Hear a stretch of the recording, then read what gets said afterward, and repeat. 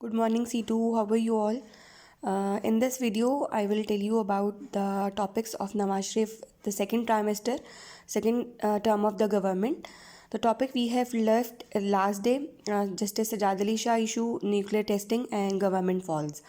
The three of the topic left, so I am completing this topic in this video.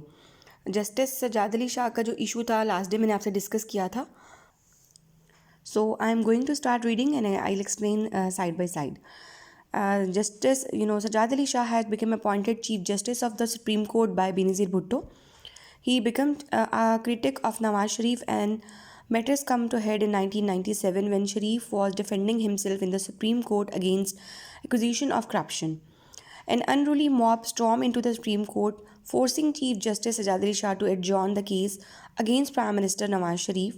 Hundreds of Sharif supporters broke through the police cordon around the courthouse, and Chief Justice has to flee to his safety. The police managed to restore order only after baton charge and tear gases both inside and outside the courthouse. बच्चों ये नवाज शरीफ अपनी एक आप ये कह लें पेशी पे गए थे supreme court. Justice Sajjad Ali Shah की तरफ से एक्विजिशन थी बाय द सुप्रीम कोर्ट कि government is not working well और करप्शन के चार्जेस हैं.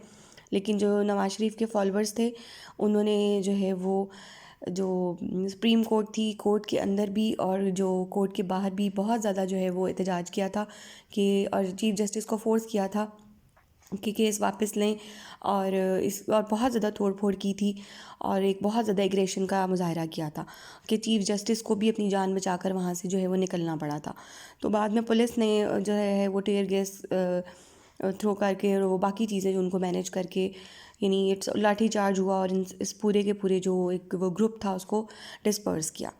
सो प्रेजिडेंट लगारी had given his support to शरीफ.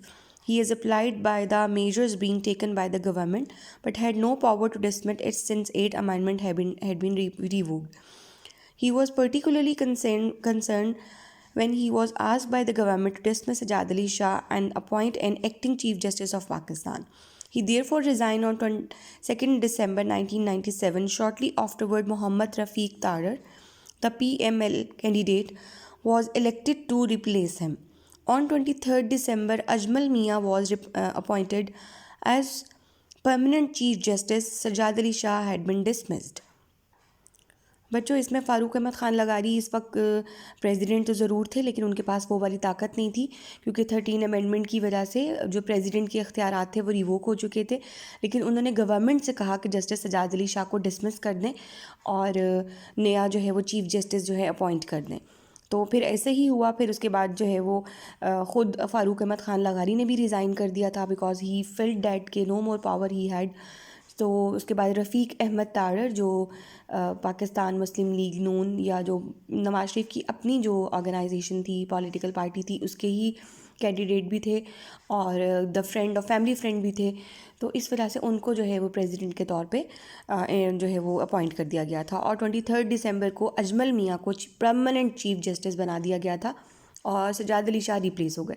आज तक भी जो हमारी अदालती तारीखें हैं उसमें जस्टिस सजाद अली शाह की जो उनका जो डिसमिस किया जाना है ये एक अनजस्टिफाइड था आज तक कहा जाता है और उसके पीछे बहुत सारे हकाइक थे जो उन्होंने डिफरेंट इंटरव्यूज़ में बताए थे. तो नेक्स्ट उसके अलावा बच्चों नेक्स्ट है nuclear testing. 1998 Pakistan carried out a series of nuclear tests in Balochistan. These tests were very popular within Pakistan where many people were proud of the country show of strength and way it was standing up to India, which carried out tests several weeks before. However, they brought widespread international criticism.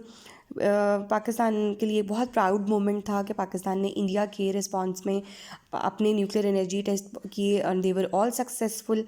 और नवाज शरीफ के time के अंदर ये एक बहुत बड़ी achievement थी उस वक्त. तो लेकिन ये कि ओवरऑल इंटरनेशनल क्रिटिसिज्म बहुत हुआ. पाकिस्तान की एड्स बंद हो गई. जापान ने अपना ट्रेडिंग सेटलमेंट जो थी मुआहदे जो थे वो भी पाकिस्तान से तोड़ दिए थे. And economic sanction from countries such as USA and Japan. The Pakistan economy was close to collapse and Sharif had to raise the price of fuel and negotiate bank loan to keep the government from bankruptcy. He also introduce a state of emergency curtailing the civil right. इसके अलावा बहुत सारी ज़ाहिर है जब आपके पास ads रुक जाएँ और पूरी दुनिया के अंदर आपको बाइकआउट किया जाए तो इट क्रिएट अ प्रॉब्लम। तो नवाज शरीफ ने ज़ाहिर है फिर पाकिस्तान के अंदर जो प्राइजेस थी फ्यूल की और डिफरेंट जो चीज़ें थी उनकी उसको इंक्रीज़ किया ताकि मैनेजमेंट हो सके और कंट्री जो है बैंकरप्सी से बच सके। तो these are the condition. And उसके बाद हम देखेंगे कि गवर्नमेंट फॉल कैसे होती है 1999 में by the hands of Musharraf.